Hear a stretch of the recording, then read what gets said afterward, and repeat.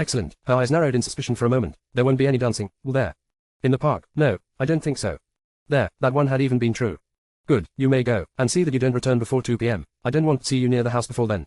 Don't worry, I told her another very true fact. I think I'll be pretty busy all day. When nobody was looking, I slipped out of the back door into the garden and snuck into the shed. There, my new set of clothes was already waiting for me. During the last few weeks, I had been using my uncle's old Sunday best, which he hadn't used for years, but that had gone down with the Channel ferry. My new attire consisted of pretty much the same ghastly mixture of cheap trousers and tailcoat, only these weren't 3 sizes too large for me. A few minutes later, I stepped out into the street, successfully transformed from Miss Lily Linton, suffragette and part-time trampler of men's feet, into Mr. Vic Linton, secretary to Mr. Rickard Ambrose of 322 Leadenhall Street, London. The new me gave the passing cabs a regretful glance, but I had just informed my uncle I didn't want an allowance anymore, and it was still about a week until I would receive my first paycheck.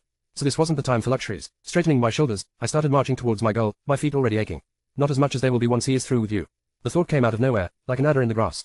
Sneaky, blast, I wasn't going to surrender to him before I had even started. It won't be long until you will be begging to be sacked, he said that. He meant it, you know he always does. Yes, blast him, but so did I. I wasn't going to give up. Not ever. What do you think he's going to do? My foot caught on something, and I almost stumbled. Bloody hell, I should be watching where I was going. Or even better, you should be thinking about whether to go at all. Oh, shut up. When I turned the corner into Leadenhall Street, I didn't waste a glance on the other buildings, not even on East India House, the headquarters of Mr. Ambrose's main business rival and personal archenemy. My eyes were drawn to it, the largest building on the street, the largest building anywhere in London as far as I knew, with the possible exception of Buckingham Palace. Empire House rose high into the air above the other buildings. Its size was not in breadth, but in climbing far above the other buildings, towards the sky. When first I saw the building, I couldn't think why. Now I felt sure I knew. It was cheaper to build high on a smaller piece of ground. Plus, I had to admit, it looked much more intimidating. And Mr. Ambrose was as much into intimidation as he was into keeping his purse tightly closed. Cautiously, I approached the portico. I half expected him to jump out at me from behind one of the 2 gigantic support columns. Don't be silly, get a move on, Lily. Crossing the street, I climbed up the steps to the half-open door and entered the entrance hall. Immediately, I was surrounded by cold shadows and the patter of hundreds of busy little feet, coming from busy little clerks hurrying through the hall like ants through an anthill. The narrow windows let in only a few rays of sunlight, and the stone walls were completely bare of decoration. I gave a happy sigh. Home. Except, of course, for the little fact that this was a huge stone monument to Mammon, not a home. A monument of which not a single brick belonged to me, and in its bowels waited not a welcoming committee but a stone-faced madman who wanted to devour me for breakfast and spit me out again. Don't be melodramatic, Lily, at least not now, you can do that on your own time. Fighting an urge to linger, I advanced towards the sallow-faced receptionist behind the desk at the back of the hall, and nodded a greeting. Sallow-face nodded back. You may go up, Mr. Linton. Mr. Ambrose is expecting you. Oh, he is he? I hardly noticed my aching feet while climbing up the stairs. My brain was too focused on wild, chaotic fears to have room for pain.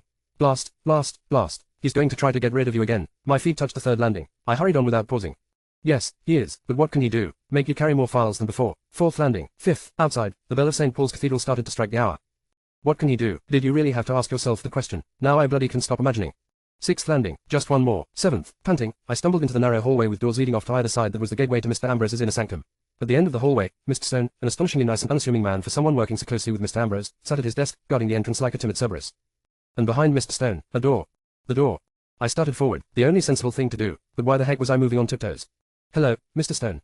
And now why are you whispering? He smiled up at me. Welcome back, Mr. Linton. I threw another glance at the door. How is he? Mr. Stone cleared his throat. Not in a particularly good mood, I'm afraid. Here's his correspondence for the day, but if I were you, I'd avoid him until he has relaxed a bit. Mr. Ambrose, relax. Do you want me to wait 1,000,000 years, or just 10,000? Well, thanks for the advice, I told him. I'll just go into my own office, then, and... Mr. Linton, the cold voice from inside the head office cut through mine like a razor through rice paper. It sent a shiver down my back and made Mr. Stone sit up straight in his chair. Then it came again. I know you're out there, Mr. Linton. Come in here, we have work to do. Oh, bloody hell. To watch for fat and gold. When I opened the door to his office, Mr. Ambrose was sitting in his chair, staring at a piece of paper on his desk as if he wanted to freeze it solid with his gaze. He didn't look up when I stepped in, but still managed to make me feel that the icy look was not for the paper alone. You were 2.5 seconds late, Mr. Linton. Good morning, sir. It's very nice to see you again, too. Send a message through the tubes. I want to know if my new cane has arrived yet. Your new what, sir? My cane. I tried to hold on to my old one, but it slipped out of my fingers while swimming ashore. He sounded as if having survived the sinking of the ship was an insignificant event that could in no way outweigh the horrendous loss of his invaluable walking stick. I have to buy a new one. If things continue at this rate, I'll be reduced to beggary soon. Yes, sir. And it's going to be infernally expensive. I have to have it custom-made, of all things. They don't sell them like I want them. Really, sir, I can't imagine why shops don't usually sell walking sticks with hidden swords inside. They're such a handy, everyday item. Mr. Linton. Yes, sir. Get a move on and get me my cane. Yes, sir. While Mr. Ambrose continued to shoot death stares at the paper in front of him, I went into the office next door, to a spot where there was a hole in the wall, and beside the hole a number of levers and buttons. They gave me access to the system of pneumatic tubes that ran through the entire building.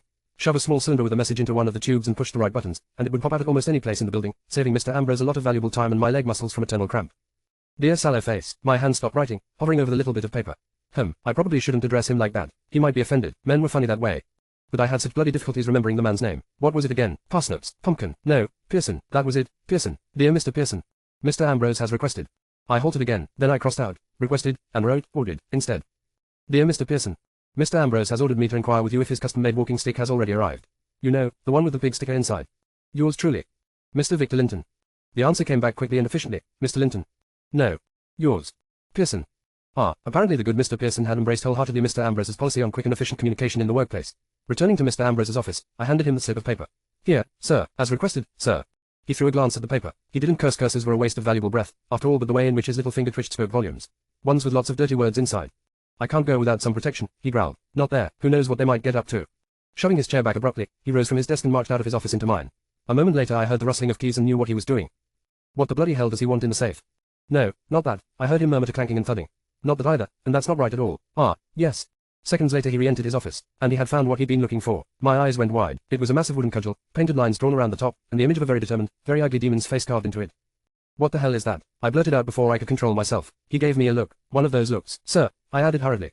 It is one of many trophies from my travels. Originally, I believe it had a ceremonial purpose, but it will suffice for what I have in mind. He gave the thing an experimental swing, and I jumped back. What in God's name do you need a ceremonial cosh for? Picking up the letter he had been staring at from the desk, he thrust it at me. Read. Carefully, not sure whether he would break out into any more sudden bouts of experimental stick fighting, I took the piece of paper. Even more carefully, I lowered my eyes to it. Sir, a situation has arisen at factory number 12 in Soho, and requires your immediate attention. Yours truly. Dennis Bradley. Factory manager. Not far underneath that was scribbled in a rather hasty script. P.S. I resign. A situation. My head snapped up to stare at Mr. Ambrose. What kind of situation? It doesn't say. I know it doesn't say. That's why I'm asking you. I regret to inform you, Mr. Linton, that I am not omniscient. His face stoned hard. He gave the cudgel another experimental swing. But I think it's best to go prepared for anything. Realization settled in. You don't mean that you were going to go there by yourself? No. Thank God. I let out a breath of relief. I thought for a moment, I won't be by myself. You shall accompany me. What? His gaze was a lance of ice, pinning me where I stood. You heard me. But, there will be dozens of men there. No, hundreds, 237, to be exact, not counting any females and juveniles. So don't you think any trouble there will be dangerous? Whatever the trouble is, they'll probably be angry, because you have a talent for making people heat to boiling point. I expect so, he told me, as cold as a cucumber in a barrel of ice at the North Pole. I am certainly angry. They're lazing about while I pay them to work, and I intend to put a stop to that. But, bloody hell, this will be dangerous. He raised the cudgel in his hand. Did you think I took this for decoration? He took a step closer to me, cudgel still raised. Well, desperately, I floundered for something to say. On one level, I was excited. On another, I was something I would never admit being, even to myself. It started with A-T, and continued with E, R, I, F, I, E, and D. Don't you have anything I could use as a weapon? I have an African hunting bow, but I imagine that's not what you're looking for. Not really, no. He shrugged, but, was the dissatisfied glint I saw in his dark eyes. You'll just have to rely on your fists, if it comes to a fight, Mr. Linton. After all, you're as tough as any man, aren't you? The bloody son of a... I opened my mouth to say something, but he was faster. He had crossed the distance between us with 2 long strides, and was suddenly towering in front of me, a column of iron encased in black cloth. His dark, sea-colored eyes held mine captive. Did you think working for me would be easy, Mr. Linton? Did you think I didn't mean what I said? This work is not for you. Or did you think being my secretary would mean sitting nice and snug in your warm office all day? I had difficulties holding the powerful, dark gaze of his. Still, the corner of my mouth twitched up in an involuntary smile. My office is freezing cold, sir. All the rooms in the building are, because you don't want to pay for gas or firewood. His eyes narrowed infinitesimally. I could feel the tension in the air between us, crackling. Mr. Linton. Yes, sir. Be silent. Yes, sir. And follow me. As you wish, sir. Going downstairs on Mr. Ambrose's heels was always a remarkable experience. He was the only man I'd ever met who had mastered the art of striding arrogantly down a staircase. How he managed it without knotting his legs or breaking his neck was beyond me. Today, however, I was more than a little distracted from the show by the fact that we were, very possibly, going to have our brains bashed in. You're going to have another adventure. Admit it, you're excited. Well, possibly, part of me was. Still, there was this other part that was the unspeakable T-word to which I would never admit. Blast him, why did he have to do this just to get rid of me? But deep down, I knew he would do exactly the same if I weren't there. He was the kind of man, ruthless, and not afraid to march headlong into danger. Blast him thrice to hell and back. Somewhere on the way down, I expected to be joined by others. If not by many people, at least by Mr. Ambrose's personal bloodhound Kareem. But no one came. Was Kareem still alive at all? I realized I hadn't seen him since we had separated on Isle Marbo. I really hoped the grumpy bodyguard hadn't gotten himself shot or drowned or dismembered. I would miss his disapproving glares. They made such a nice change from the disapproving glares I got from Mr. Ambrose. But Kareem was nowhere in sight. Mr. Ambrose couldn't really mean for us to do this all alone, he. When we reached the bottom of the stairs, I couldn't hold it in any longer. Where's Kareem? I burst out. Isn't he going with us? Is he alive? He looked over his shoulder, his cold gaze bored into me. Kareem won't be coming. He is trying to clamp down on that scandal at Speaker's Corner, before any more rumors get spread all over London. He's alive. He's alive. Wait, what did he say? Excuse me, I pictured the huge bodyguard, nearly 7 feet tall even without his towering turban, a mountain of muscle and armed with a saber that could easily sever limbs. You employ Kareem as your public relations man? No, I employ him as the man who scares people into keeping their mouths shut. And with that, he strode across the hall and out onto the street.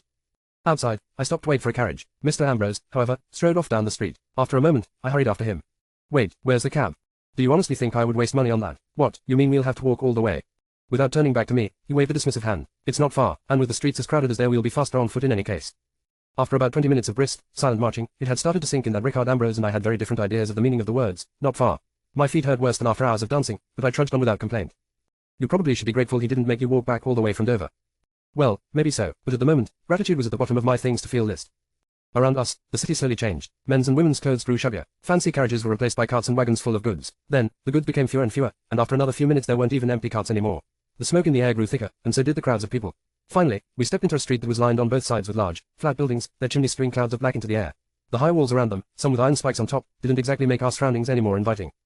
Number 12, Mr. Ambrose murmured, his eyes raking searchingly over the facades. The numbers were hardly legible from here. Which is number 12? How about that one? I panted, pointing to one of the walls, with the large red letters, Freedom for Workers. And, to hell with the rich, scrawled on the side. A reasonable supposition, Mr. Linton. Let's go. The door in the wall of that factory wasn't closed like the others. As we approached, I could see it stood slightly ajar. Not just that, I could hear the murmur of voices inside. Voices, not the rattle of machines, even though it was the middle of a workday. My heart beat faster. Was this it? What was going on in there? Mr. Ambrose seemed to feel none of my hesitation. He marched towards the gates with iron determination. He was just 6 steps away from the entrance when something whizzed through the air above him and knocked his top hat clean off his head. Mr. Ambrose didn't yell, or curse, or jump. Instead, he froze and slowly turned up his face. I followed suit. On top of the factory wall, it was one of those without iron spikes on top, sat a small boy in grubby clothes and with a grubby face. He was grinning from ear to ear, and weighing a second stone in his hand. Immediately, my hands went up to clutch my hat. Mr. Ambrose sent the boy a look that by all rights should have frozen him solid and knocked him off the wall. The little twerp must have been a tough nut, though, because all the look did was make him lower the stone a little bit. Without taking his eyes off the boy, Mr. Ambrose bent to pick up his hat. Carefully, he dusted it off and placed it on his head. Then, he focused his full attention on the miscreant again. You. Ignoring him, the little boy tossed his stone into the air and caught it. You, up there on the wall, I'm talking to you. Get stuffed, you skanky tosser, 8, the youth replied merrily. I shall most certainly remain unstuffed, Mr. Ambrose returned coolly. Taxidermists, 9, charge insufferable fees, nowadays. Now, tell me what is going on in there, in that factory. The little boy beamed. Apparently, Mr. Ambrose had hit upon his favorite subject. Was striking, he proudly proclaimed. Striking. Mr. Ambrose's left little finger twitched. His voice was as low and controlled as before, but that didn't fool me.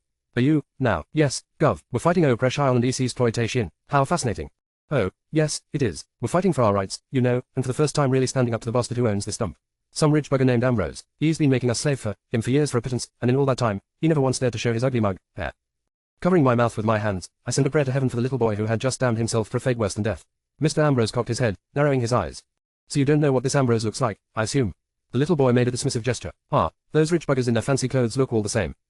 Indeed. I'm supposed to keep watch out, you know, for when he arrives in his fancy carriage and drags his fat paunch inside. Indeed. Mr. Ambrose's little finger twitched again, and his eyes narrowed another micrometer. Well, why don't you keep on watching for Mr. Ambrose's fancy coach? I'm sure he'll be along any minute to drag his fat paunch inside, as you so eloquently put it. Mr. Linton and I will just go into the factory for a minute. We have a small matter to discuss with your fellow strikers. Without waiting for an answer, Mr. Ambrose shoved the gate wide open and strode inside. I, bloody fool that I was, hurried after him. Come on, admit it, this will be fun. Yes, if we didn't get torn to pieces. The voices from inside the factory were louder now. They weren't murmurs, they were shouts and bellows and yells. Metal crashed against metal, and glass broke. Not far away, another boy darted over the courtyard. Raising a stone in his hand, he hurled it through one of the factory's upstairs windows. It shattered, and there was a roar of approval. Mr. Ambrose didn't slow his stride. He didn't even hesitate. I swallowed. Sir. Yes, Mr. Linton. Don't you think it might be wiser not to go in there? No, Mr. Linton. Oh. He halted, then. He didn't turn around, but simply said, you can leave at any time, Mr. Linton. My temper shot upwards. Against it, my good sense had no chance whatsoever. Not on your sweet life. And not on mine, either. I see. Then let's stop wasting time. We had nearly reached the door of the factory by then. It was a rough thing, two raw and splintery slices of wood forming the wings of the gate under a brick arch. There was no telling what color the wood or bricks had been originally, so blackened and stained were they by soot. On the steps leading up to the door, there was a smear of some dark red liquid. So, all in all, it looked extremely cheery. There was probably a party with tea and cake waiting on the other side. Death to the capitalists, came a shout from inside, seconded by a roar of approval. Mr. Ambrose nodded, thoughtfully gazing into the gloom beyond the entrance. That would be me, I presume. And with that, he stepped into the factory. Bloody stone-faced son of a bachelor. Does he think nothing can harm him? Is his brain made out of stone, too? For a moment, I hesitated, then I hurried after him. Huzzah, apparently, both our brains were made of stone. How wonderful. Only a factory girl. Inside the factory, it was as dark as in a coal miner's unwashed pants, and it smelled nearly as bad. The thick mix of smoke, sweat and unidentifiable filth in the air made me cough and cover my mouth and nose with my arm. Mr. Ambrose seemed to suffer no such problems. He strode directly towards the large crowd of factory workers, men, women and children gathered at one end of the hall. No, not a crowd or mob. They had all the paraphernalia essential to the modern, self-respecting mob: torches, axes, protest signs heavy enough to bash people on the head with, and, most of all, bloodlust in their eyes. Ain't gonna suffer under the yoke of oppression any longer. One of the men who had climbed onto one of the machines was yelling. People all around him were nodding and cheering him on. The pittance that bugger Ambrose pays us ain't worth pissing for, let alone working. I winced. The crowd cheered. Mr. Ambrose stared up at the man, very intently, very coldly. We'll have our due at last. More cheers. Another wince. More staring, very, very cold staring. I wondered how the man was still able to move his arms. Hadn't they frozen yet? When that tosser Ambrose shows his bloody face here, I ain't gonna be afraid of him. I'll step up to him and tell him to go bugger himself. I will. Oh dear. There were more cheers from the crowd. And then, someone cleared his throat. Technically, it shouldn't even have been possible to hear it. The cheers were as thunderous as a hurricane, but this was a very special cough. Not the kind of cough you make when you have phlegm in your throat. Oh no. It was a cough as cold as a knife blade, and cut through the cheers with ease. Slowly, they subsided, and everyone began to turn towards the cough's originator. Mr. Ambrose met the gazers steadily. Somehow, he managed to twirl his exotic, demon-faced club as if it were nothing but a simple walking stick. Somehow, he managed to make that effortless twirl seem like the most dangerous movement anyone had ever seen. Not even blinking once, he bent his head a fraction of an inch. If I might introduce myself, Rickard Ambrose, not at your service. You were waiting for me. His eyes focused on the man up on the machine, whose mouth was hanging open. I believe you had something to say to me. The man's open mouth moved but no sound came out. Mr. Ambrose started forward, ignoring the mob. It parted for him, lowering torches and axes, some people trying to hide signs behind their backs. Mr. Ambrose only stopped when he was standing directly in front of the man on the machine. Somehow, even though on his impromptu pedestal the workers stood far above his employer, it was Mr. Ambrose who seemed taller. Tell me what you have to say to me. I'm most interested to hear it. Giving a little squeak, the man turned, jumped off the machine and vanished into the maze of mechanics behind him. I could hear the patter of his feet receding into the distance. Nodding to himself, Mr. Ambrose turned to the rest of the crowd. Now does anybody else have something to say? What is the matter here? Some shouts rose again, particularly from the back of the crowd, out of sight of Mr. Ambrose. Oppression, against oppression. Down with the capitalists. Justice for. Mr. Ambrose let the flood build and wash over him. Then, when it had reached its highest point, he stepped forward and plucked a man out of the crowd, hauling him to the front, where everyone could see him. Silence. It wasn't a roar, not even a shout, but Mr. Ambrose's command had immediate effect. The crowd fell into silence, all staring at their employer and the man he had singled out as his victim. The man himself seemed to wish for the ability to crawl out of his own skin. You, tell me what seems to be the trouble. Slowly and clearly, the man straightened. He didn't want to be out here, but now that it was clear he meant to die bravely in the face of the capitalist enemy. We want more money, he exclaimed. Sir, he added as an afterthought. His demand was supported by shouts of, yay, and, here. Mr. Ambrose cocked his head. If you want more money, why are you standing around idly? You should be working. You'll have to work at least 2 hours longer than usual to get more money out of me, and if you laze about now, you'll have to do overtime until 1 in the morning. The workers threw each other uncertain glances. Finally, the man facing Mr. Ambrose gathered his courage. No, Mr. Ambrose, sir, you don't understand. We want more money without doing overtime.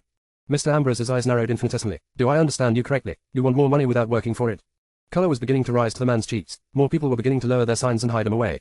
One man even tried to hide a burning torch behind his back, but stopped with a yelp when his trousers began to smoke. Sir.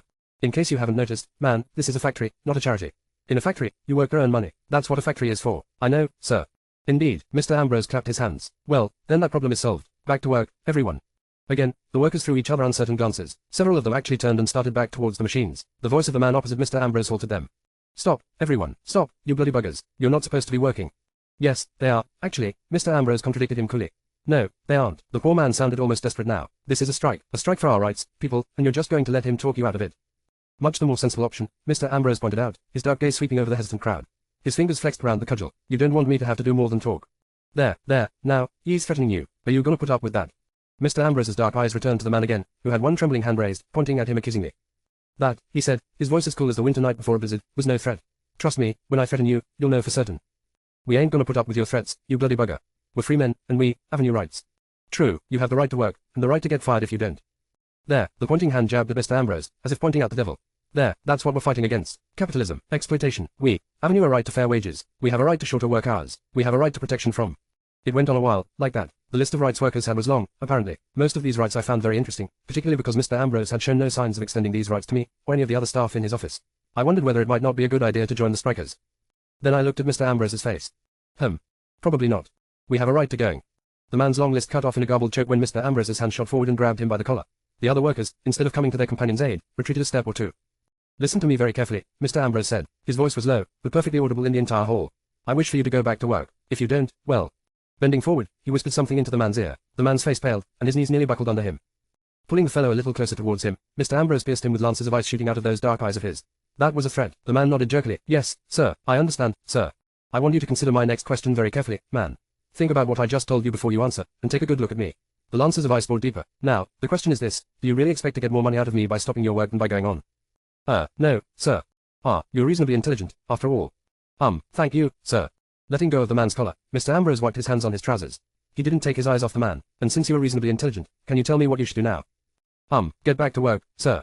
How perceptive. I'll leave you to it, then. Swiveling around, he marched back towards the exit, parting the crowd of workers before him like Moses had parted the Red Sea, only that the fish in the Red Sea probably hadn't been so terrified of Moses. I was just as flattened as the workers. He was past me before I realized. Come, Mr. Linton, came his cool command from outside, and I hurried after him. How? I paused, fighting to catch my breath. He was marching fast, blast him. Why did he have to have such long legs? How the hell did you do that? He shrugged. It was my warm and winning personality, Mr. Linton. Couldn't you tell? Asterisk tilde asterisk tilde asterisk asterisk tilde asterisk tilde asterisk. Over the following weeks, my dear employer, Master and General Tyrant took me with him on trips to a coal mine, a bank and several other business where he busied himself bullying and browbeating people. It didn't take long for me to realize what his strategy was. Apparently, he reasoned that if I saw him being nasty to enough people, I would get so disgusted with him that I'd leave my job of my own free will. However, in that, he had considerably underestimated both my tenacity and my own capacity for nastiness. The end of the month was approaching, and I was still his secretary. And do you know what that meant? Well, I knew what it bloody meant, because I had been counting down to the end of the month by crossing out the days on my calendar at home. One after the other, the days passed, until finally, at last, the day of days had arrived.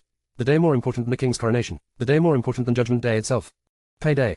That morning, I arrived at Mr. Ambrose's inner sanctum 10 minutes early. The broad grin on my face was probably not very wise, but I just couldn't wipe it off. Marching right past Mr. Stone with a cheerful, "Good morning," I knocked at Mr. Ambrose's door. "Good morning, sir," I chirped. "May I come in?" "No." My hand froze on the way to the doorknob. When next I spoke, my voice wasn't quite so chirpy. "I may not come in." "You're 10 minutes early. Go away." I narrowed my eyes. "I am not going anywhere. Today is the last day of the month, and you have to pay me, sir." "Not yet, Mr. Linton." "What's that supposed to mean?" "As far as working hours are concerned, the last day of the month does not begin for another 9 minutes and 34 seconds. Go, and return only when this time has elapsed." You can't be serious. Do I sound like I am joking?" "You never sound like you're joking, you son of a bachelor." "How observant of you, Mr. Linton." "Let me in." "Respect, Mr. Linton. Remember to show respect. Please, let me in, sir." "No, go." "I won't go." "Then remain standing outside my door. I don't much care, provided you cease to disturb me."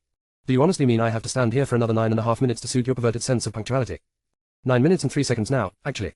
The truth hit me like a freight train. You just don't want to let me in there because you don't want to give wages to a woman to me. Still quite observant, I see. This is ridiculous. No, Mr. Linton, it is not. 8 minutes and 27 seconds. You're right, it's not just ridiculous. It's unbelievably, bloody ridiculous. If I arrived early on any other day, you'd jump at the chance to drag me in there and make me slave for you. "You're not a slave," the cool voice from beyond the door told me. "You're damn right I'm not. Slaves don't complain as much as you do. Besides, their fortunate owners are allowed to use whips on them."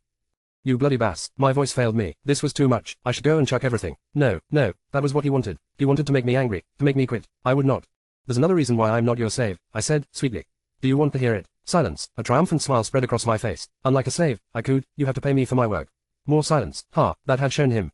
I started to pace up and down in the hallway. From time to time, Mr. Stone threw me a half-anxious, half-curious look.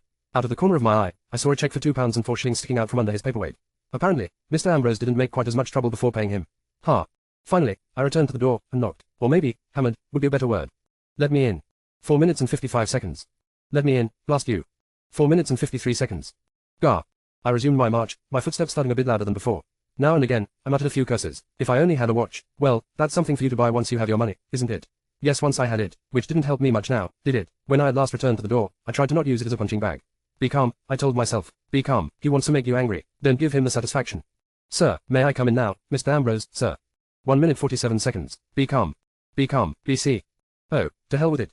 "Let me in, blast you. Let me in, or I'll beat this bloody door down." 1 minute and 43 seconds.